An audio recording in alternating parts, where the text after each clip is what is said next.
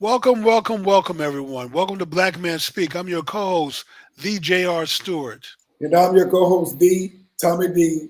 Duncan III, otherwise known as TD3. It is Wednesday, Jimmy, August the 30th, 2023. And if it's Wednesday night, It's certainly Black Men Speak, Tom. So yes, let's give a sir. big shout out to Liquid for providing our theme music.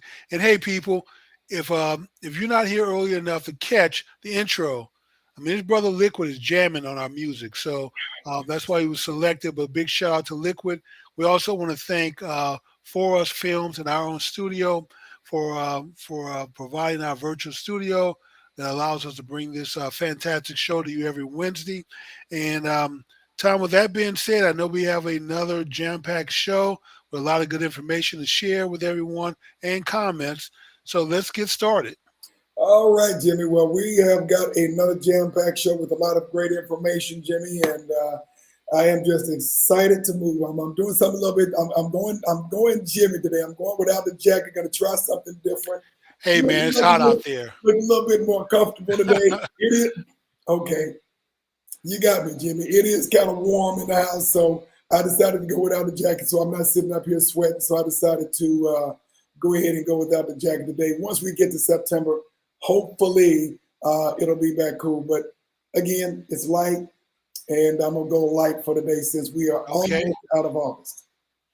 Any rate, folks, we're going to go ahead and start off the show with a couple of birthdays. From our last show, there are a couple of folks that you may know that we're going to bring up who just had a happy birthday from our last show or who are going to be having a birthday in the next couple of days, Jimmy. So I think you're going to know some of these, and I will get started. So, first birthday, guess who? It Who? is the Oh, the goat. yep, the GOAT of comedy, Mr. Dave Chappelle, who had a birthday on August the 24th, just last week after our show. I think, again, for me, Richard Pryor is my all-time favorite. Dave Chappelle, he's carrying the torch. Yes, he is, Tom. You're right. Richard Pryor is the probably the first original goat, but yes, Dave Chappelle has definitely have picked up the torch and carrying it forward. Exactly. Next, okay, we're going to go to the world of sports. And you know this face, Reggie Oh, Miller, okay, Reggie Miller. Yes. Hall of Famer Yeah, and one of the all-time greats, also had a birthday on August the 24th last year. Known as being completely still as ice when he's shooting those three-pointers, Jimmy. oh yes, Tom. The And most memorable highlight is when they were playing New York and they were down, and I believe I can't think of the power forward for New York's name at the time, but he threw the ball in. Reggie intercepted the pass under the goal. Tom, he had an easy layup. He dribbled out to the 3-point land and put up a three to help win the game. I mean, that's a gutsy move.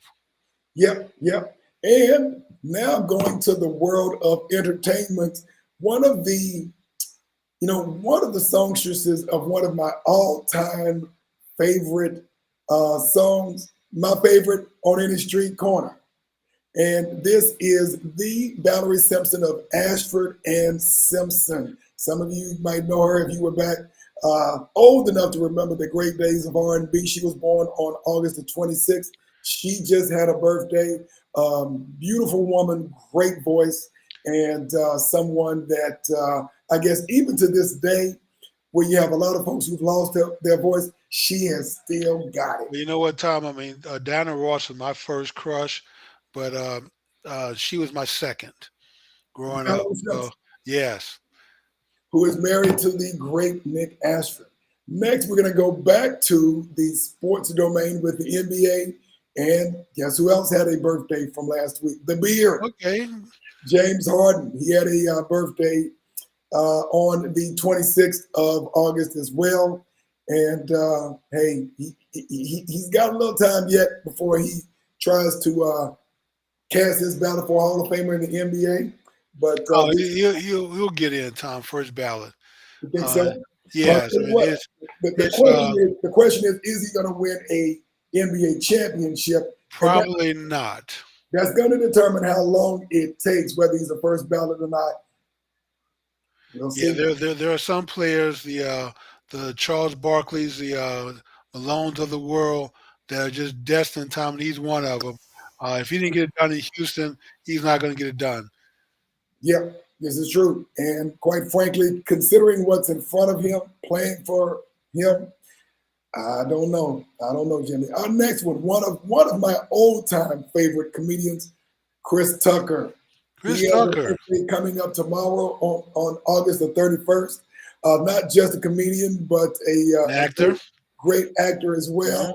For those of you who have been around for a while, I think you remember some of his older movies with Ice Cube. Right, the And Friday movies. there you go, the Friday movies, and then more recently with Jackie Chan, I believe. And yes, Exactly. So one of my the Rush Hour movies. exactly the Rush Hour, one of my top tier comedians, and a great guy, just funny off the rocks.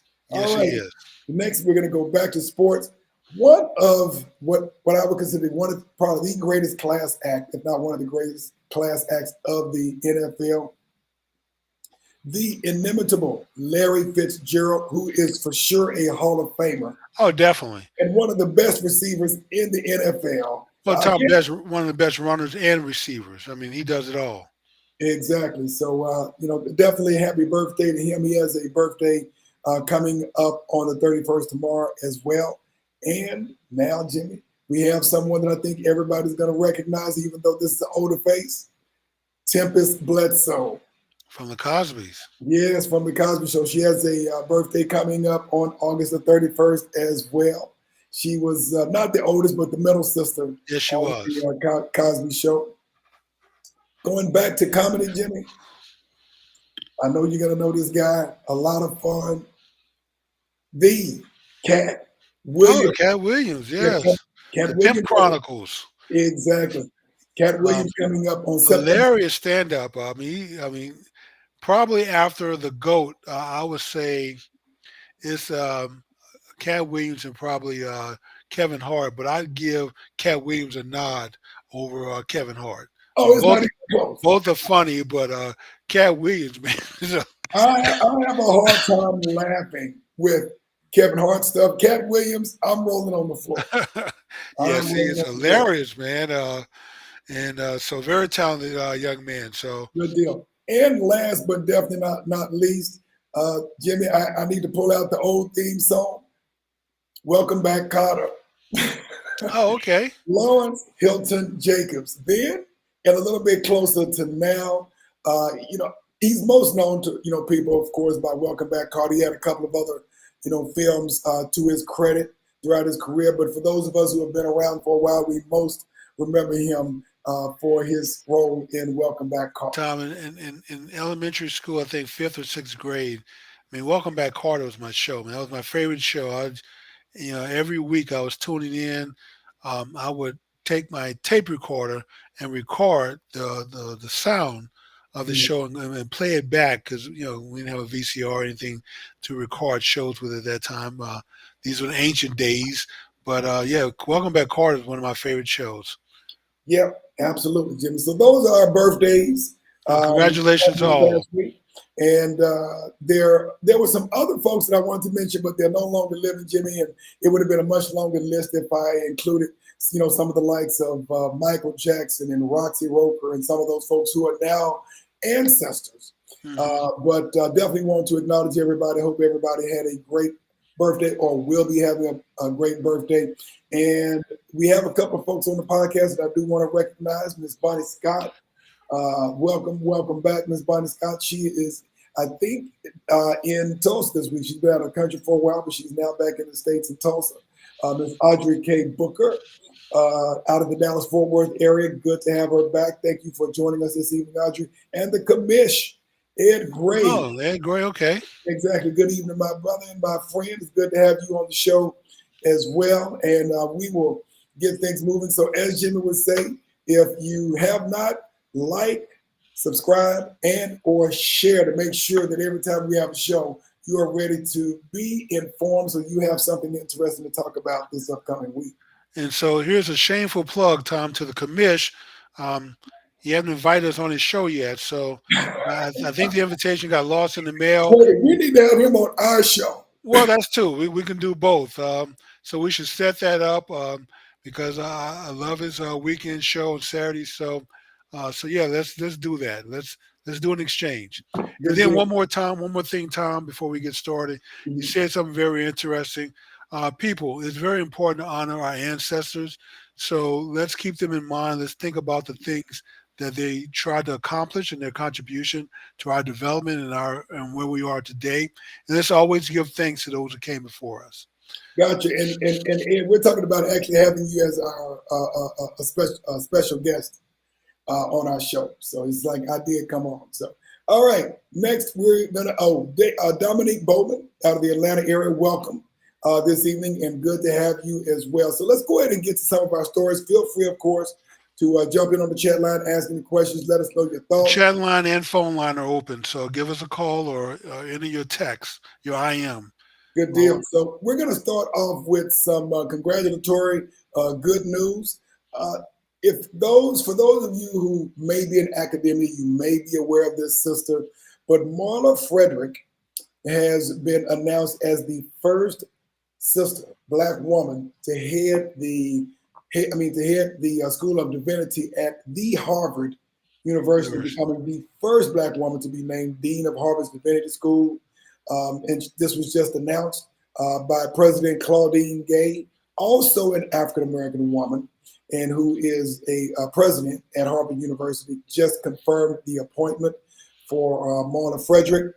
She will officially take her role at the beginning of next year on January the 1st, 2024. So we definitely want to offer her our congratulations on this prestigious honor at the top of the food chain when it comes to Ivy League schools. She's currently a professor of religion and culture at Emory University, but she actually taught African American studies at Harvard University from 2003 to 2016 before going to Emory.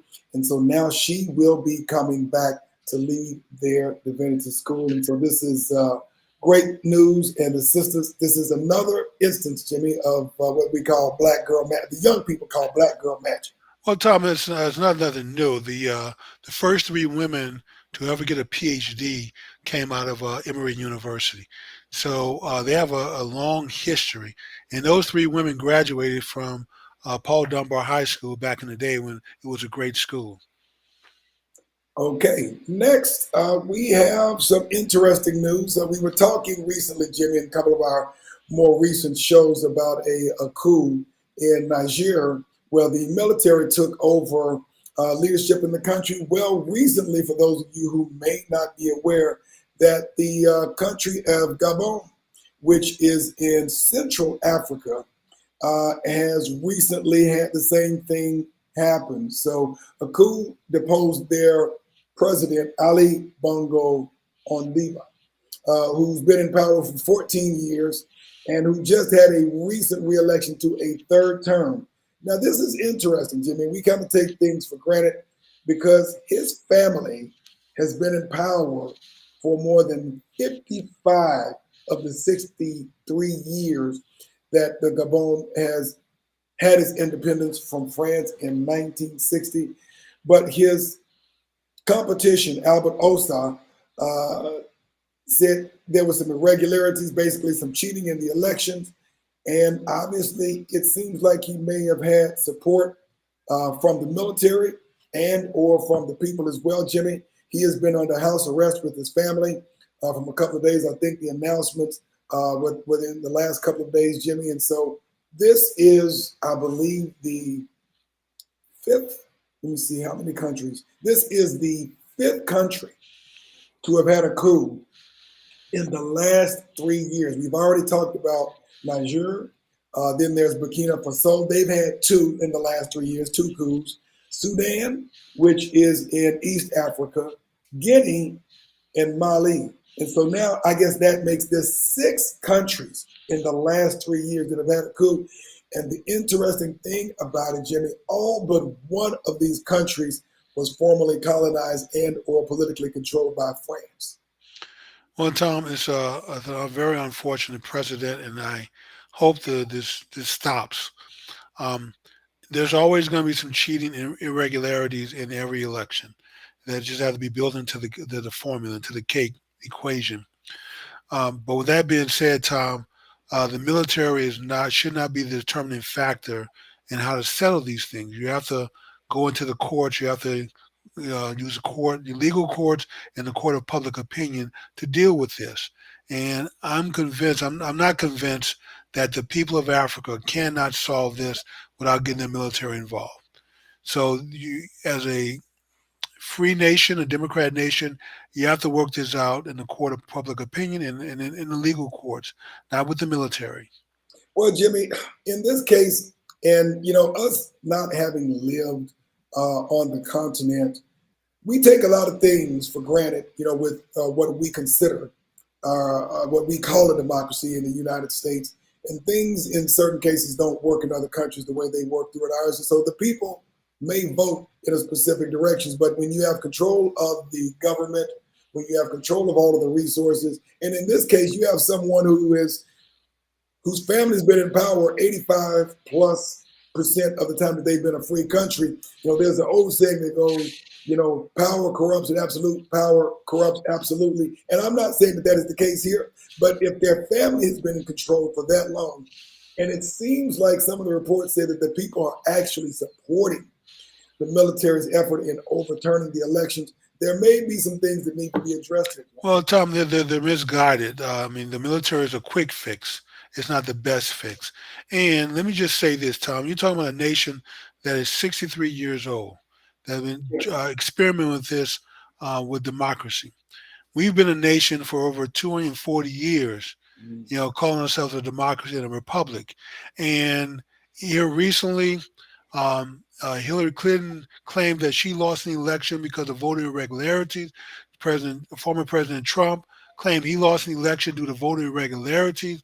Voting irregularities and cheating is just part of the equation, Tom. There's always going to be some cheating in every election.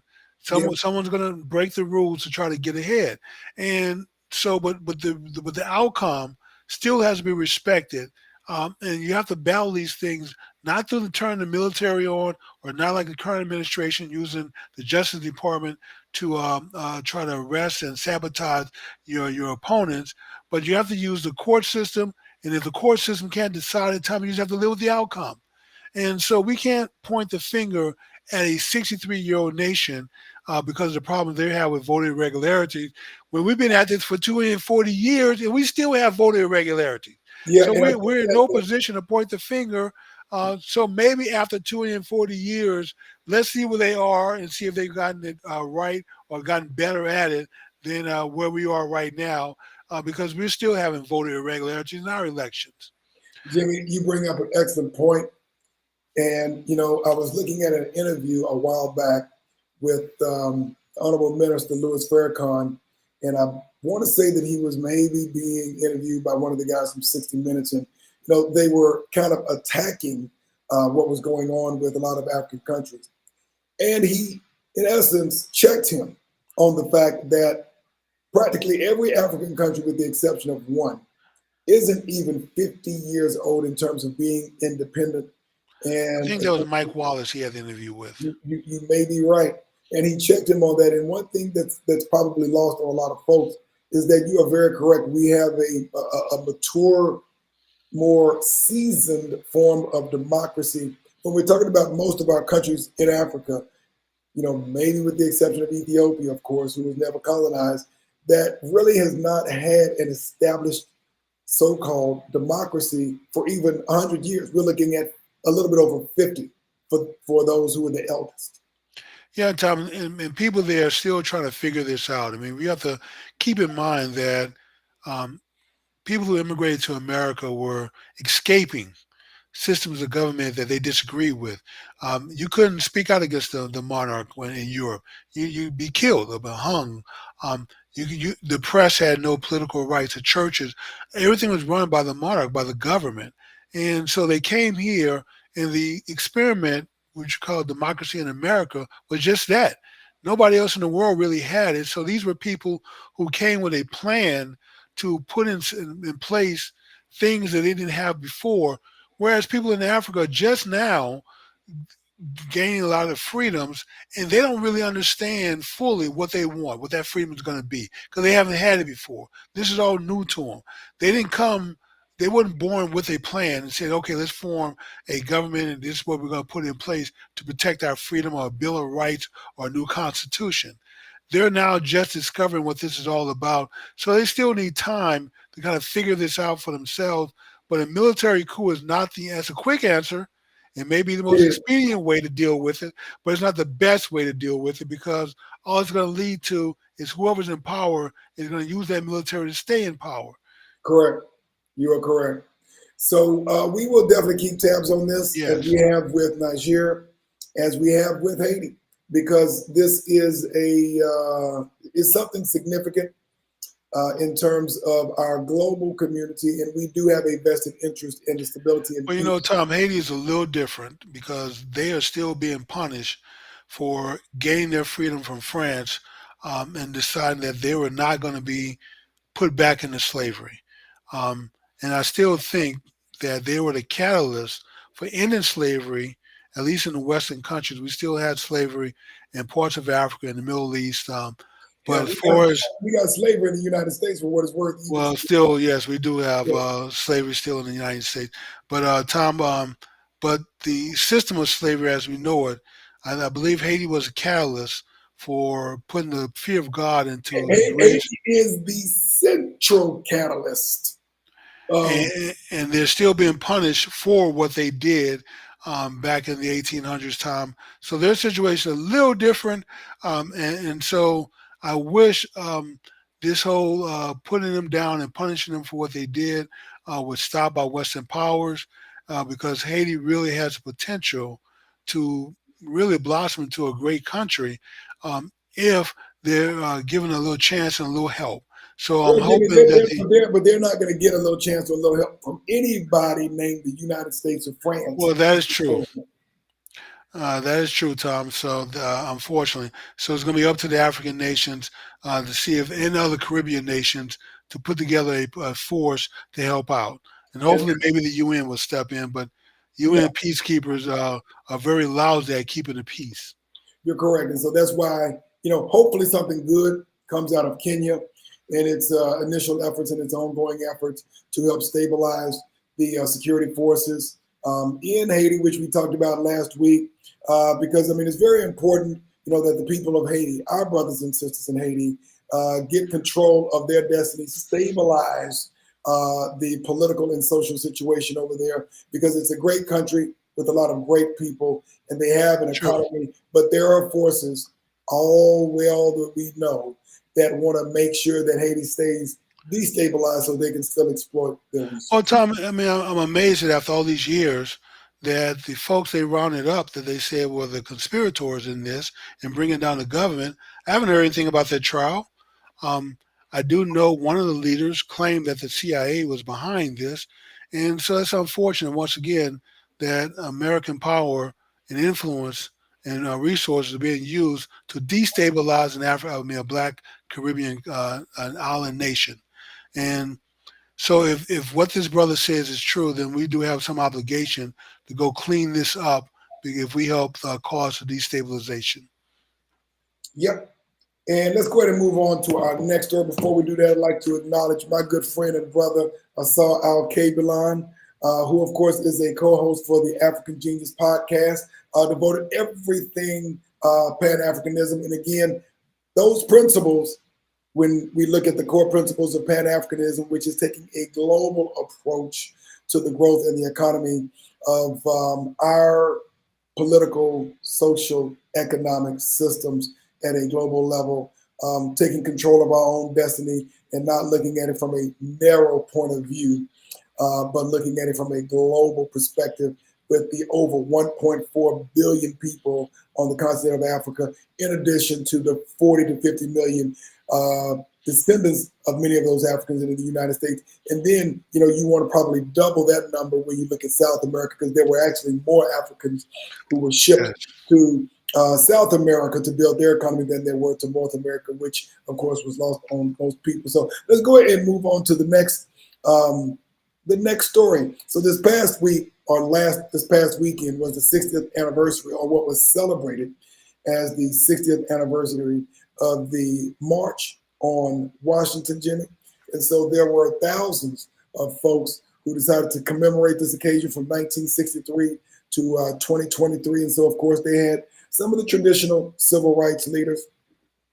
I believe it was co-organized by Dr. King's Drum Major Institute and the Reverend Al Sharpton's National Action Network. And so, of course, I know you have political voices from all over the country who were there to acknowledge this occasion, Jimmy. And I guess the conversation and the dialogue that came out of that, I think, is the most interesting thing that might be the takeaway.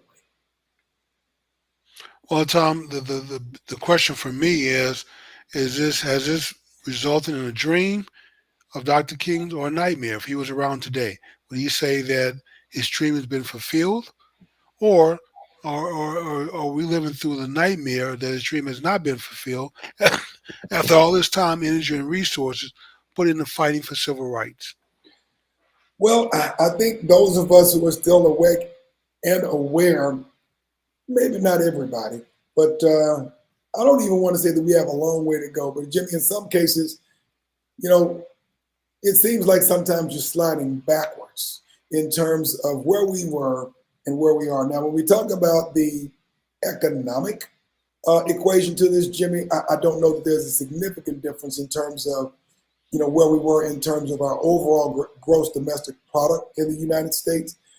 I think the greatest thing that we have to have a dialogue about, or a continued dialogue about, is how to rebuild what we had, in my opinion, prior to the dissolution of many of our intact Black communities and or Black economies around the country, many of which, by the way, and we've talked about on this show, unfortunately, were taken apart by what I would consider to be white supremacist groups, with the government looking the other way when places like, of course, Tulsa were destroyed, Rosewood was destroyed, or not Tulsa, but Black Wall Street was destroyed, Rosewood, and many other, I want to say, probably in the range of at least 20 to 30 different small economies in which we had control over our destiny, were literally attacked and bombed in the early part of the 20th century.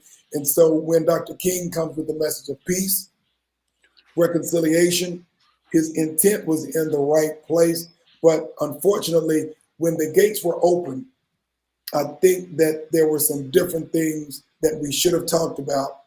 One of which, Jimmy, had to have been how we keep our economies intact, why we still seek access to the American dream and everything that this country continues to owe our community based upon the work that our ancestors put in order to build the greatest economy in the world. Well, Tom, I think for those who participated in the civil rights movement who wanted to focus on integration, they may be satisfied the way things have turned out. We have integrated schools, neighborhoods, churches, employment.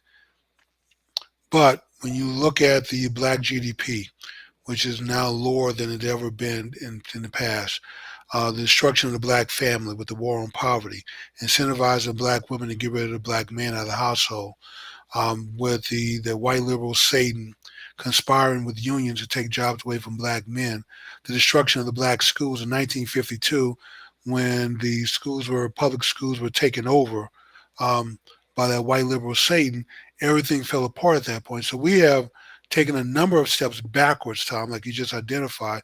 I'm not as PC as you are. So I like identifying who my enemy is so I know what to look out for and how to form my opinions appropriately. But yes, we have lost in a lot of respects, a lot of the gains that we had economically, educationally, family. When we go from 95% of black kids being in a home with a mother and a father up until 1960 to where we are now, where only about 25% of black kids are in a household with a mother and a father, we have to realize, and then economically, integration has not been good for us. We have not found a way to retain our economic success with integration. As soon as we were allowed to move to the suburbs, shop at the white stores, eat the white restaurants, the black economy was crippled at that point. And so that's where we are now. So integration wise, maybe a great plus. Every other category, Tom, that we measure within this matrix of success has been absolute failure. I can't disagree with you in principle on that, Jimmy. Considering where the country has gone socially, economically, looking at the opportunity that we have, not just in this country, but now around the world, Jimmy, other groups have systematically leapfrogged Yes, they have, Tom. in terms of primarily economic progress, which leads, of course, to strength in their potentially political and social progress. And when I look at these other groups, I look at, and you obviously have to point to the immigration policies that have something to do with this. But when you look at what the Asian community has done within a very short period of time, since World War II, and you talk about concentration camps and things of that nature, and you look at what they've done just within the last 2 generations in the United States. When you consider what's going on in the Latin American community, even though there's a lot of political rancor about who is or is not coming into America, at the end of the day, big business and the silent powers who control government, if they can find Osama bin Laden on the other side of a world, through a drone or some other thing, they can stop or start the immigration from Mexico and or Central America. Tom, you don't realize that the powers that be are concerned that black people increasingly, when you started maybe 20 years ago with black defection, and it continues to grow as black people become disillusioned with the Democrat Party. Those people, those millions of votes have to be replaced. In the event that this trend continues, and looks like the last survey I saw on Monday showed, and these are mostly men because 95% of black women still support the Democrat Party, but 20% of black people overall, and most of those are men, are leaving or defecting the Democrat Party. And this is concerning a lot of people. Those votes have to be replaced because if the power structure doesn't maintain at least 85% black voter participation, then there's going to be a major shift in power. And so those people that are allowed to just come across the border, you're right, it can be stopped. We can put a fence up, but if you're concerned about losing millions of votes, and even if you can't get a voter registration card today in the hands of these people, you're talking 7 million people in the last 3 years. Guess what's going to happen in 18 years when each one of them have 2 and 3 kids? And those are citizens now. We're going to have a voter registration card. And whoever they decide to vote for is going to be the power broker in America for a very long time. Because all they got to remember is that when their parents came here with nothing, who gave them a hotel room, who gave them food, and who tried to deport them.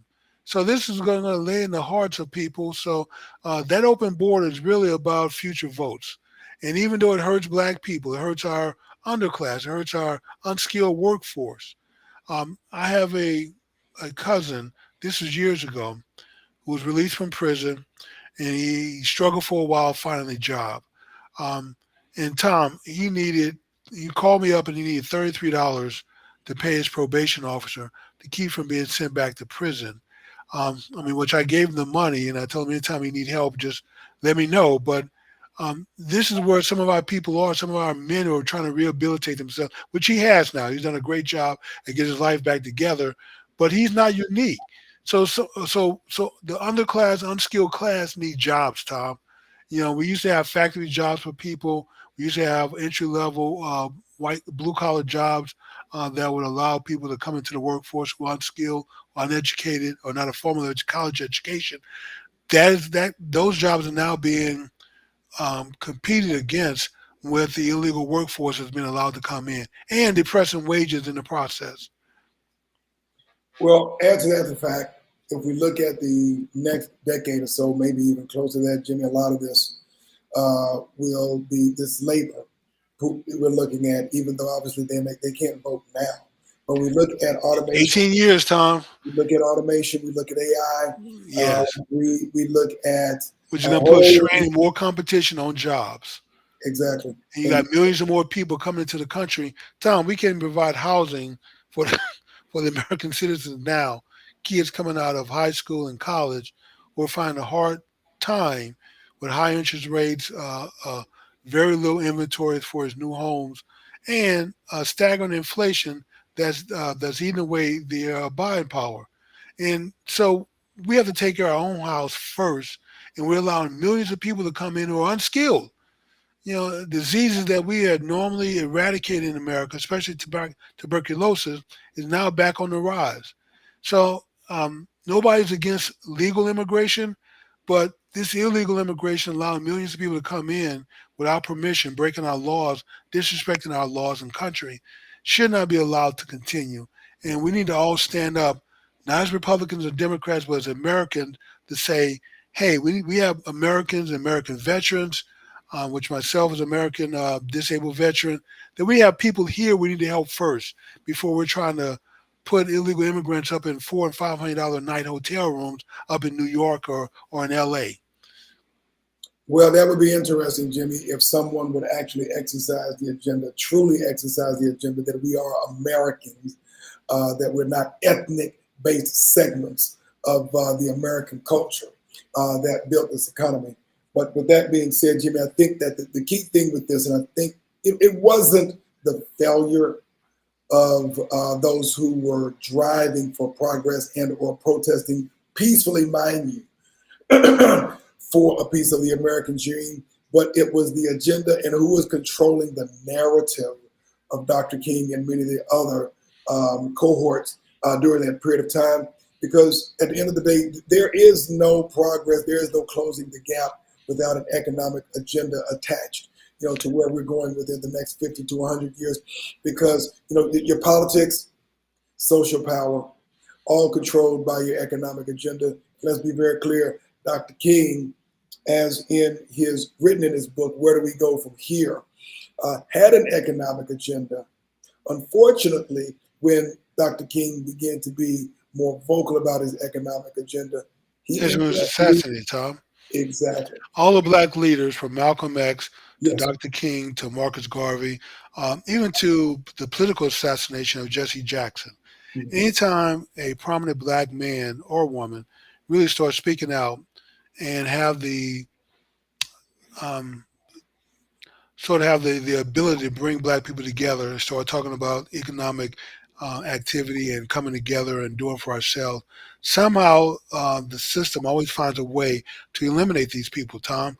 But Yes. you're right. If we don't do this, I mean, take for instance, our spending power has been kind of remained steady for the last couple of years. It's been about $1.6 trillion. Tom, we spend less than 1% of that with a black-owned business. The Hispanic community has already surpassed us in spending power, and even though the Asian community is much smaller percentage-wise than the black community, Tom, they already outspend us in America because as a smaller group, even even the Asian subgroup of Indians here in America, which are only a little over 1% of the population, Tom, and they're already at $1 billion, almost $1 trillion in spending power, because a lot of that money they spend they keep within their community. So $1, like in the Asian community here in Plano, $1 goes in, Tom, it turns into $32 of economic activity before $1 leaves their community. Mhm. So this is why they've been able to prosper and advance. They have 3 banks last time I counted up in Plano, lots of shops, restaurants. They provide jobs for each other. And up until here recently, Asian illegal immigration was number one in America. But no one complains about Asian illegal immigration. Why? Because they generally find jobs for their people. They take care of themselves. They don't complain. They mess up the grading curves in our public schools. Whereas other groups come here and seem to lean on our social system and tax it to death, bring nothing to the table, don't provide jobs. Even Hispanics or Latinos in America who are citizens are protesting illegal immigration because they realize that the impact it's having on even their lives. So we have to do what other groups are doing in town without apology. And I get so tired when you talk this way of having black people get scared, and say, well, you can't have these conversations in mixed company. Well, why not? Other people have these conversations. You think white people are afraid to talk about getting together and doing for white people? No, Tom, they have no shame to their game. So it's only when we talk about coming together and advancing ourselves economically, do we have to whisper? We can only talk amongst ourselves. Then we have so much damn distrust among each other, we can't even put 2 cents together and do something with. So we have a lot of things to overcome, Tom. And if we want to achieve the dream of Dr. King, we have to advance ourselves economically. We cannot let $1.6 trillion go to other people and we sit back and think that we're going to somehow catch up with everyone else, with white people, Asians, or Indians, or even the Hispanics in this damn country, because it's not going to happen. In a country So that we helped make great, Tom, we're going to be fourth and fifth class citizens with the way this thing is progressing. yes, as they say, charity begins at home, and that's where our charity has to begin. We spend easily 95% of our money, if not more than that, outside of our economy. And quite frankly, as Tom, you that's discretionary income is 95%. Overall, all income is over 99%. exactly, that's not a model that will ever work No, for any culture. you can't catch up wealth wise when we're giving our money away and other groups are spending their money within their groups. So yeah, we'll never catch up wealth wise. Good deal, Jimmy. Let's go ahead and move to our next topic because, quite frankly, it was overshadowed in some ways by what happened in Jacksonville, Florida, this past week when there was a gunman who went in and shot and killed a white gunman who went in and shot three people, one sister, two brothers, in what is now being alleged as a hate crime. Yes, Tom, it is hate crime, but you and I kind of differ on this opinion wise. To me, it doesn't matter if it's hate crime, what the motivation is. If you shoot me and kill me, I'm dead. Whether you kill me out of love, out of hate, out of racism, it doesn't matter. The end result is all that matters. And I get bothered by not the fact that this happened. I mean, it's unfortunate when anyone dies. What I hate is that we tend to sensationalize these stories and elevate them over other deaths. Especially if it's black on black death, which we don't want to talk about. And if we do talk about it, then we get the excuse, well, white people kill other white people, as if that justifies what has happened. It doesn't. Like John Donne said it many years ago, any man's death diminishes me because I'm involved in mankind. Therefore, never sin to know for whom the bell tolls. The bell tolls for thee. And so we have to take that attitude, Tom, that black death anywhere diminishes the black community everywhere. So it doesn't really elevating a white killing of black people does not, to me, serve the interest because it make it seem like the only problem that we have with death and among the black community is with white people or white cops. Well, there are some very valid principles that you have there, Jimmy. And I think the key that, and we've talked about this on our show before, is we've got an issue with violence and the culture of violence in our country. It's correct that practically every community, whether it be black, white, or otherwise, the overwhelming majority of them are what we call fratricide, white on white crime, black on black crime, or whatever the case is. And I don't see a lot of folks who are white killing white folks just because they're white, or black folks killing just black folks just because they're black. And quite frankly, we have a very sordid history of what one culture of people, has done, starting with our ancestors landing on Plymouth Rock, or as Malcolm would say, Plymouth Rock landing on us. But when you look at the violence, when you look at the culture of lynching, rape, etc., anything else that has been exacted, on us because of our culture in order to keep us under control, what we're dealing with now is a culture of violence, a glamorization of violence in mass media, in music, in everything that we have. And I don't think it is, Jimmy, something that can be controlled. We have a glamorization with violence. No, Tom, it can't be controlled. When I look at the German model, which You're talking about a racist nation. That's pretty much the heart of it. You can almost say racism was almost um, reinforced and almost invented in Europe through the Germans early on. But even the Brits today, Tom, the Nigerian doctors are the most sought after doctors Correct. in the United Kingdom, Correct. which is five nations, and then a lot of Europe hospitals bend over backwards to recruit Nigerian doctors. Um, in England, the Nigerian business people and the immigrants are welcome because they're highly educated and they're very successful.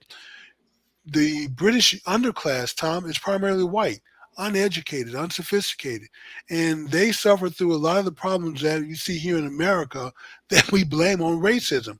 Well, excuse me. Well, in Britain, you're talking about white people and white people. You're talking about wealthy white people, middle class white people versus poor and uneducated white people. But they seem to have the same divisions that we do, and we blame on racism. So I don't think it's necessarily about racism. It's really about class, it's about education, and it's about being productive. How is it that Africans, Nigerians are highly celebrated in Europe, and especially in England, um, as opposed to here, where black people are not celebrated? But we can achieve that same level if being celebrated by white people is important to us by turning our culture around. Tommy, you're right. It's been hijacked music wise, film, books, magazines.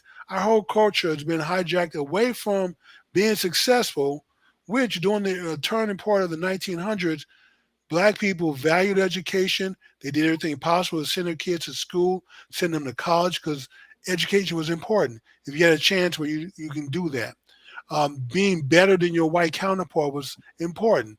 Tom, that's been taken away from us. No longer is education, which is going to be a nice segue into our next segment before we close the show out. But no longer is education important to us. No longer is it important to make sure our kids graduate from college and be the best at what they do. We're okay with leaning on the crutch of affirmative action that somebody owes us something because we've been brainwashed into being victims. It's time for us to be victorious, Tom, and to achieve our rightful place as God's chosen people on this damn planet. And we should not allow ourselves to be kept in this condition when we've been hand blessed by God. This is the act. This is why I say, and I'm not trying to preach religion to anyone, but this is the work of the devil as to what's happening to us, and we allow this to happen, Tom. It has to stop. I would agree. But I mean, there are other countries around the world, maybe not as large, maybe not as powerful, that don't have the violence, that don't have the culture of destruction. That's And right. it has to do, you mentioned Britain a little bit.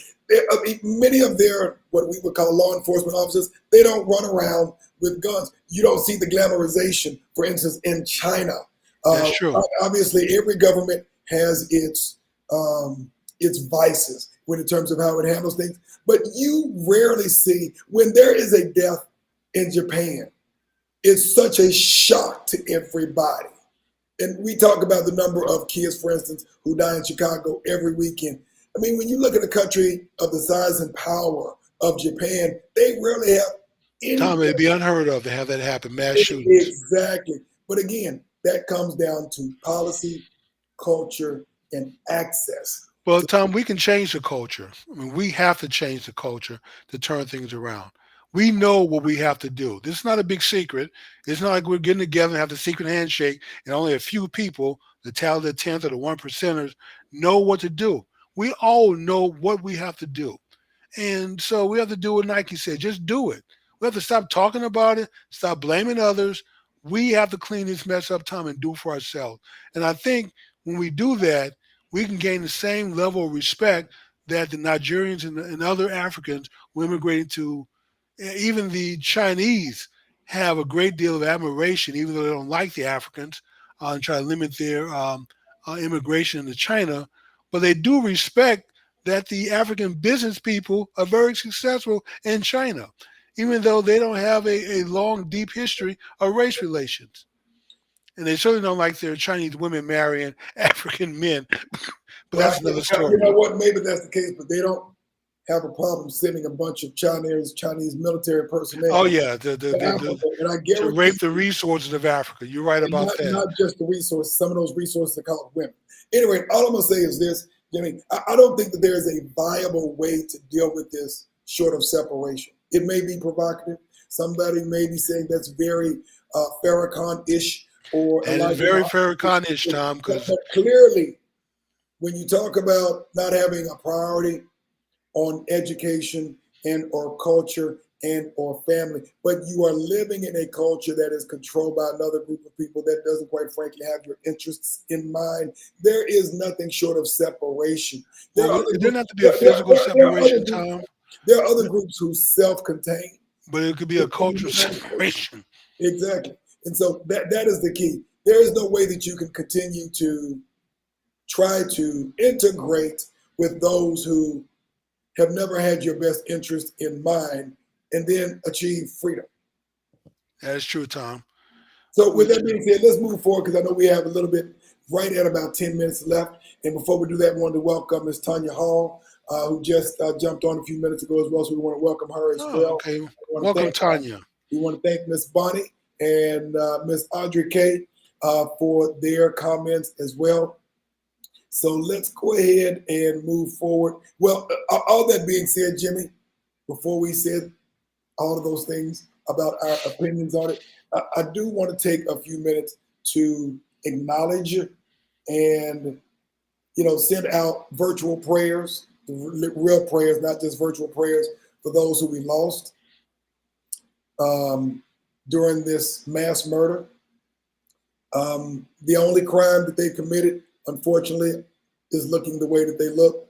And obviously the man who did this, Jimmy, had some psychological problems. Tom, not some. You're being very kind once again. Well, his father, he's a Looney Tune. Exactly. His father, I think, had a call and found some disturbing things from his son, Ray Palmetto. He actually used to work at Dollar General, by the way, and obviously had a lot of psychological problems. Went to a campus in Florida prior to going to, of course, this Dollar General. And let me see, I think, what is the name of this campus?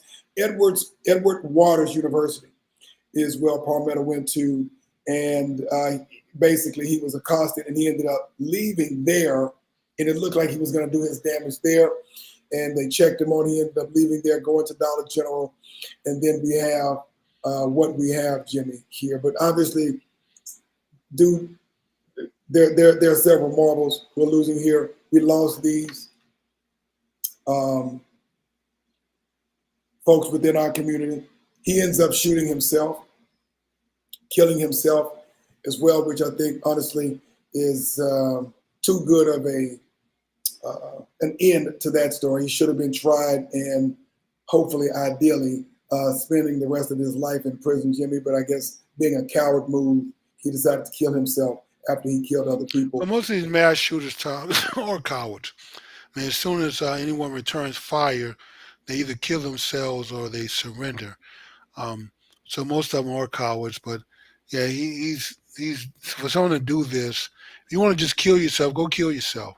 Don't involve others and try to take out as many people as you can with you when you know that this is your destination. Gotcha. And we can definitely talk more about this later, Jimmy, but I definitely want to make sure that we save some time to our next story, which is based upon an ongoing conversation that we're having about charter schools, the impact that they have in some communities, and if that could potentially be the answer, Jimmy, for some of the issues that we've seen with the performance or lack thereof of many of our kids in public schools. And well, Tom, like we discussed before the show, you recommended as well. Yes, the book is Charter Schools and Their Enemies. It's a Thomas Sowell book. I think I mentioned it last week also. But Tom, this is a must read. We have to read it because there's a great deal of information, analysis, and conclusion from Thomas Sowell. He's an excellent writer in that respect. It's not that long of a read. It's only 6 chapters. And I know his books can be rather thick and take a little while to get through it, but you should be able to read this one in a weekend. But Tommy points out how we've been led to believe that there's an educational gap between blacks and whites, which I think if you look at the overall numbers, maybe that's true now. But you know what? In the early part of the 1900s, when black high schools started to pop on the scenes, the educational gap is gets it the other way. Grandchildren of slaves outperformed their white counterparts in public school and competed against the whites in private school at this time. I mean, there was no math for dummies. There was no English for dummies. They taught these kids calculus, analytical analysis, trig, geometry. They had to learn to read the Bible. They had to learn to speak. They had to learn to write, and they had to learn two languages. If you look at the graduate list of Dunbar High School at this time, it reads like the who's who of Black history. Like I said, we were talking about Emory University. Well, the first three black women to get a PhD out of Emory came out of Dunbar High School. You know, Dr. Charles Drew came out of Dunbar High School, and many other greats in music, law, and other disciplines came out of Dunbar High School. White kids are trying to catch up to black kids. Tom, what happened to that model? How do we let that slip away? Well, we let that slip away the same way we let Chicago Prep, Urban Prep in Chicago, which had a 10-year record of graduating 100% of their black boys. 80% of them graduated from college. How in the hell we let Chicago Independent School District take over that school, and it was the most successful school since Dunbar for educating black kids, especially black boys. The same way we let the system take over the Dunbar schools in 1952. After they were taken over by the Independent School District, all hell breaks loose. Now we end up with what we have, Tom. So we have to separate culturally and take back what's ours. We may not be able to take over the public school system, but we do have some control with setting up charter schools or homeschooling as an alternative to the public school system, which is failing our kids, Tom. There's no comparison. And even today, black kids in public schools are right on par. There's no educational gap between black kids in public in charter school and white kids in general. There is no gap. It's only when you factor in the public schools that there's a gap. So if that's the case, if the charter schools are doing a much better job with educating our kids, either the public schools will mimic what's going on in the charter schools, or we just stop sending our kids to public school.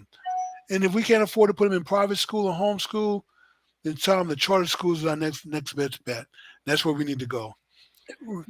Well, Jimmy, read the book, everyone, please. and just for those who may not be aware of this, this is the book Charter Schools and Their Enemies by Thomas Sowell. He, Jimmy, I mean, his books are very well, and I've read some of his books, but it's hard to keep up with all the books that he's read because he's written. Yes. But they are very well researched, quite frankly. Oh yes, Tom. Unless you are an avid reader, they are a little bit thick, so you have to go in bearing that in mind. But I guess that is a reflection. One, he's a very intelligent brother, but most of his all of his books are very well researched, and so they typically, Jimmy, on average, usually 400 or 500 pages. 240 is short for Thomas Sowell. Yes, it is. It's a very short book for him. And I'm going to say this, Tom. I think I have just about all of his books. I'm a big fan. I don't see where he actually cherry picks the research. I mean, he basically researches and gives you all the information, whether it's going to support his argument or not. Is there for you to consume and for you to form your own opinion. But the amount of research and data that he gives you, his analysis, how he analyzed the data, and how he came to his conclusion are so impeccable. I just don't see any fallacy or red herring in his arguments, Tom, and how he can refute anything that he concludes. I think, Jimmy, that regardless of the circumstances, because I think you're going to have great students in every school. Some of them are going to be standouts. Some of them are self-driven. To our point, a couple of weeks ago, we had, a sister who came in, Sister Felters came in and talked to us about the impact of parents and the bar that they set and the expectations that they have of their kids are going to have a significant influence on how well they go to school. I mean, how well they do in school, even if they don't go to the best schools in the world. But the key is you have to demand greatness. You have to demand excellence from the young people in your life, your kids, or someone that you have responsibility for. Number two, Jimmy, got to cut the TV off. You got the limit amount of indoctrination that they're getting from television, from radio, now from social media. And you have got to make sure that they're committing at least as much, if not at least twice as much, of mass media, you need to at least have the same amount, if not at least 2 to 3x of reading books, not just the school books that they get, but books that are going to broaden their vocabulary, broaden their knowledge, Jimmy, and make sure that they have the best education, not just in their school, but in their home. Because, Jimmy, at the end of the day, that's where the greatest education comes from your home. And that is what we have to get back to doing. And Tom, I want to make two last points. We had Brother Charles O'Neill on our show about a month ago, and I think we got into a little exchange, he and I, over education spending. Well, I just want to point out that Dunbar High School was rebuilt recently. $100 million was dumped into rebuilding the school, and guess what? The results have not changed. It's still one of the worst schools in the D.C. area. Um, and so with that being said, money doesn't seem to be a factor. And then the other thing, about 30 years ago, wow, I didn't realize how much time has passed. Yes. At one of our book club meetings, Eyes of the Soul book club meeting, we read the book Losing the Race. Now, I forget the brother name is McHorton, I believe, Stanford professor who did this. If you get a chance, go read that book because he talked about expectations and setting the bar. So I agree with everything you said, Tom, but we need to set the bar. In addition to that, set that bar really high. Do not buy into the fact that others are going to tell you that black kids cannot be educated, black kids cannot outperform whites or Asian, because history has shown that the grandkids of former slaves who did not have the formality of a junior high or elementary school were able to go into high school and outcompete whites and Asians across the board. In fact, a lot of historians, European historians from that time, equated the education at Dunbar High School equivalent to an associate degree today or a college degree. And that's how superior the education was. If we did it then, if the grandkids of slaves could do that, we can certainly do it today, Tom. So I don't buy into that it's a factor of money or people looking like us or geography. We need to set the bar really high and demand that our kids outperform everyone because that's your rightful place. And Jimmy, the same passion that the parents of millions and millions of kids in our communities, the time, the hours, the commitment, the 2 a-days, the 3 a-days in football and basketball. Yes. If you take those same hours and commit that to studying, reading, perfecting your craft intellectually, I agree, Tom. we are not having this conversation in another That is generation. true. We are not having this conversation at all. If we look at that same number of kids and commit them to academic excellence, the same number of hours they're spending on their football, 2 days, 3 days, the same amount of time they're spending in No, basketball. Tom, not 2 or 3 days. This is 5, 6 days a week, year round. These kids go to camp, they travel, they play outside of schools, they play in these leagues. So these kids play sports year round now. Again, when we put that amount of time and hours and commitment into academic excellence, Jimmy, we're not having this conversation. That's all I can say. And I'm closing out because we're a couple minutes over time. Yes, which is the benefit of having your own show that we can go over if we want to. So that being said, everyone, we appreciate you coming out and joining us once again. Hey, we have a family following, which we love you all. And hopefully we got a chance to give a shout out to all those that joined the conversation today and that continues. Is that a phone line, Tom, at the end of the show? Is that a caller? And we're over, Jimmy. So Go ahead and put them on, Tom, because I'm curious as to why in the first 5 minutes we can't get the phone call when we're begging you to call in. Okay. Put them on. I'm curious to see what the answer is. It looked like it just stopped. So, Jimmy, hopefully we'll come on next week. Okay. Please come back and join us next week. The phone line is open. Please call us and join the conversation because this show is not just our show and our voice. We also want to make it a platform for your voice also. So we need to hear from you in order for it to be our voice collectively. With that being said, Tom, I'm going to give you the last word and let's close it out. Good night, everyone. We thank you for being here. Continue to fight the good fight.